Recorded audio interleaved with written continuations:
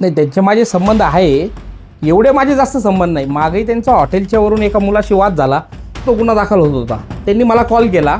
मी साहेबाला म्हणलो जर ते होत असेल तिथला वेटर दारू पिलेला होता, काहीतरी उलटा बोलला, त्यांनी काहीतरी 2-3 चापटी त्याला मारले होते. मी त्याला सांगितलं नका करू साहेब दाखल, ते होऊन जाईल.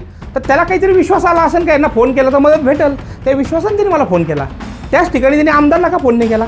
कदाचित मी त्या दिवशी फोन उचलला नसता आणि रिटर्न त्याला फोन लावला असता तर एखादा म्हणला असायला धमकवलंच. खरं कारण काय असू शकतं? आपली त्यांचे काही मैत्रीपूर्ण संबंध, आपले काही त्यांचे व्यावसायिक संबंध, आपल्याला फोन करण्याचं नेमकं कारण काय? नाही, त्यांचे माझे संबंध आहे, एवढे माझे जास्त संबंध नाही. मागेही त्यांचा हॉटेलच्या वरून एका मुलाशी वाद झाला, तो गुन्हा दाखल होत होता. त्यांनी मला कॉल केला. मी साहेबाला म्हणलो जर ते होत असेल तिथला वेटर दारू पिलेला होता, काहीतरी उलटा बोलला, त्यांनी काहीतरी 2-3 चापटी त्याला मारले होते. मी त्याला सांगितलं नका करू साहेब दाखल, ते होऊन जाईल. तर त्याला काहीतरी विश्वास आला असेल का यांना फोन केला तर मदत भेटेल, त्या विश्वासाने त्यांनी मला फोन केला. त्याच ठिकाणी त्यांनी आमदारला का फोन नाही केला? कुठल्या खासदाराला का फोन नाही केला? मलाच का फोन केला त्यांनी? आणि ते तरी माझे ऑटो रेकॉर्ड होता म्हणून माझ्याकडे ती रेकॉर्डिंग भेटली. कदाचित मी त्या दिवशी फोन उचलला नसता आणि रिटर्न त्याला फोन लावला असता तर एखादा म्हणला असायला धमकवलंच, ते झालं असतं. नुकतंच आता श्रीरामपूर शहर पोलीस स्टेशनने वॉर्ड नंबर 7 सरस्वती कॉलनीमध्ये एका अपार्टमेंटमध्ये रात्री उशिरा कारवाई केली. त्याच्यामध्ये काही आक्षेपार्ह फोटो, डॉक्युमेंट्स बरोबरच एक गावठी कट्टा आणि 2 काडतुसं सापडले. आणि त्याच्यामध्ये सोनू बेग, त्यानंतर एक श्रद्धा नावाची मुलगी आणि एक अजून एका मुलावरती गुन्हा दाखल झालाय. त्या प्रकरणाबद्दल तुम्ही काय सांगा? नाही, ते घटनेचं मी रात्री तिथं नव्हतो, पण ज्यावेळेस पोलीस माझ्या समोरून गेले तर कुठल्याही घरात घुसायच्या आधी कोर्टाचा वॉरंट लागतो, कोर्टाची परवानगी लागते. त्यांनी काल तो जी कारवाई केली, कुठलाही सरकारी पंच सोबत न घेता दरवाजा तोडून मध्ये एंट्री केली आणि ते सांगता ये भेटलं. हे पोलिसांचं म्हणणं आहे. त्याचे कुठंही त्यांनी त्या घटनेची रेकॉर्डिंग केली नाही. जर तुम्हाला माहिती, तुम्हाला तिथे सर्च करायचं आहे तर ते घर कुणाचं आहे त्याला घेऊन चावी बनवून तुम्ही ती रेकॉर्डिंग करायला पाहिजे होती. ते तसे घुसले आणि त्यांचं म्हणणं आहे तिथं वेपन भेटलं. आणि हे कुठंतरी बदनाम करायचं काम चालू आहे. माझ्याकडं अनेक रेकॉर्डिंग आलेले आहे, मी ते योग्य वेळी देणार आहे. याच्यात मोठ्या मोठ्या नेत्यांचा हात आहे. ज्या नेत्यांनी हे सगळं रचलेलं आहे त्या अनेक लोकांची माझ्याकडे रेकॉर्डिंग आल्या. अनेक पोरींकडे हे जाऊन सांगताय का तुम्ही यांच्यावर बलात्कारचे गुन्हे दाखल करा. त्या सगळ्या पोरींशी माझा संपर्क झालेला आहे. त्या पोरींनी सगळ्यांनी व्हिडिओ बनवले आणि त्या सगळ्या पोरी पोलीस स्टेशनला हजर होऊन सांगणार आहे का त्यांच्याकडे कोण कोण जात आहे आणि यांच्यावर बलात्कारचे गुन्हे दाखल करा. हे सांगता हे सगळं मी उघड करणार आहे. तुम्ही आकाश दुबई या तरुणाच्या हत्येशी तुमचा एकतर तुमचा किंवा तुमच्या लोकांचा संबंध नाहीये असं तुमचं म्हणणं आहे. जाणीवपूर्वक तुम्हाला या सगळ्या याच्यात गोवलं जात आहे हे सगळे प्रकरण? प्रयत्न चालू आहे गोवायचा. काय झालं, एकदा माणसाचं नाव लागलं गुंड का त्याला जोडायचं ना त्याच्याशी. तर मी काय म्हणतो, कुठंतरी अशी लिंक जोडून द्यायची का त्या पोरांचा माझा 1% सुद्धा संबंध असेल, अशी लिंक तरी जोडून द्यायची ना, का ज्यांचा माझा काहीतरी संबंध आहे त्याच्यात. उगाच फक्त गाव बदनाम करायचं. श्रीरामपूरमध्ये गुन्हेगारी वाढली. आज परिस्थिती बघा, इथून श्रीरामपूरच्या इथून पलीकडे जर पाहिलं वार्ड नंबर 2 मध्ये तर मोठ्या मोठ्या ट्रका तोडल्या जातात चोरीच्या. आणि जेवढे गाड्या चोरी होतात आपल्या जिल्ह्यामधले त्या ह्या वार्ड नंबर 2 मध्ये स्क्रॅपच्या माध्यमातून तोडायला येतात. त्याच्यावर आमदारला ते दिसत नाही. महाराष्ट्रभर गो हत्याबंदी कायदा आहे, सगळे कत्ली करणारे, गायाच्या कत्ली करणारे आमदार सोबत फिरतात, ते त्याला दिसत नाही.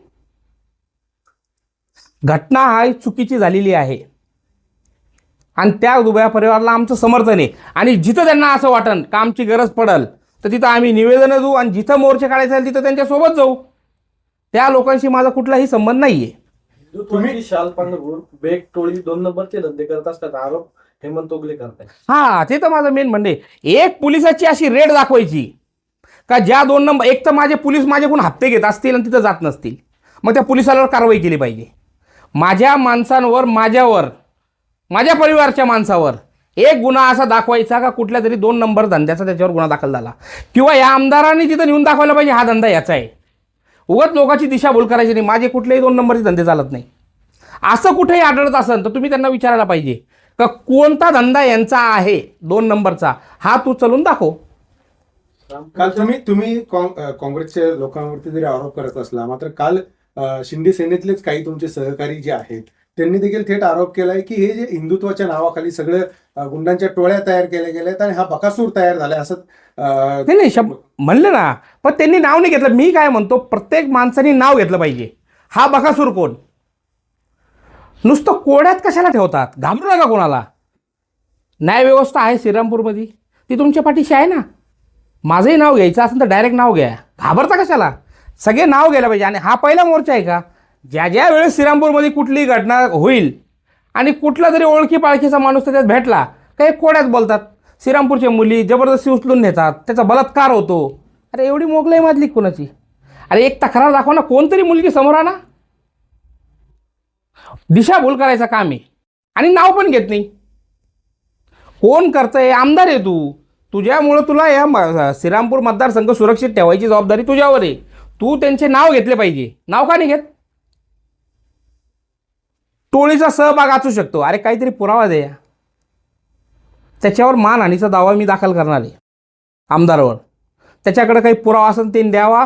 आणि मी पत्रकार म्हणून पत्रकारांना सगळ्यांना विनंती करतो का त्याला हा प्रश्न विचारा, ह्यांचा कोणता 2 नंबरचा धंदा चालू आहे ते दाखव. उद्या जो महामोर्चा निघतोय, सर्वपक्षीय सर्व नागरिक मोर्चा काढतायत, तुम्ही देखील त्या मोर्चात सहभागी होणार? ते आपण काय सगळे तेच एकच लोक येते आणि ते आरोपच आपल्यावर करणार आहे. उगाच मी गेलो म्हणजे ते काहीतरी बोलणार, मी काहीतरी बोलणार. लोक म्हणतील मोर्चाला खराब करण्यासाठी इथं आले आणि मला आमंत्रण आलं तर मी जाईल. काल एक कारवाई झाली श्रीरामपूरमध्ये, गावठी कट्टा सापडला. त्यामध्ये सोनू जयप्रकाश बेग आणि त्यांच्या पत्नीचं आणखी एकाचं नाव आलं आणि त्यांचा संबंध तुमचे बंधू असल्याशी जोडला जातोय. आमदारांकडनं देखील आरोप होत आहे. नेमकं कसं बघताय? आता त्यांनी काही फाईल भेटली असं म्हणतात. तर एखाद्या लेडीज घरातली बाई आहे, तिची फाईल असेल, तिच्या नवऱ्याची नावाने तर कुणाच्या नावाला राहणार ती? आणि असे तर एक कॉन्फिडेन्शियली डॉक्युमेंट्स आहे. त्या घरात काय भेटतंय हे कॉन्फिडेन्शियली ठेवायला पाहिजे. पण कॉन्फिडेन्शियली न ठेवता तुम्हाला जे सांगायचं त्यांचं तात्पर्य आहे हे कुठेतरी बदनाम करायचे. त्याची बायको आहे, त्याचे डॉक्युमेंट असतील, हे काय सगळ्यांना सांगत फिरायचे का?